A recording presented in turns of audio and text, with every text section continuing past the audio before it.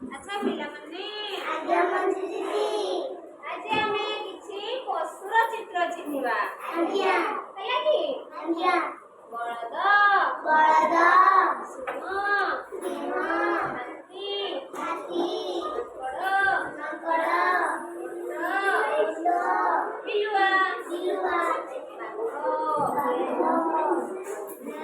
ଗଧିଆ, ଭାଲୁ, ଛେଳି, ଛେଳି, ମେଣ୍ଢା, ମେଣ୍ଢା, ଚିତାବାଘ, ହରିଣ,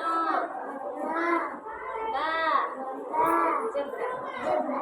ଆଚ୍ଛା ମୁଁ ତମମାନଙ୍କୁ କହିବି ମତେ କବ ହେଲା। କାହା ପାଖରେ ଅଛି ବାଘ? ଦିଅ ବାଘ ବାଘ। କାହା ପାଖରେ ହାତୀ ଅଛି? ଦିଅ। ଆଚ୍ଛା କାହା ପାଖରେ ଘୋଡ଼ା ଅଛି? ଦିଅ। କାହା ପାଖରେ ଜିରାଫ ଅଛି? ଦିଅ। କାହା ପାଖରେ ସିଂହ ଅଛି? ଦିଅ। କାହା ପାଖରେ ଓଟ ଅଛି? ଦିଅ। କାହା ପାଖରେ ଗଣ୍ଡା ଅଛି? ଦିଅ। ଜାଣିପାରିଲ ତ? ଆଜ୍ଞା।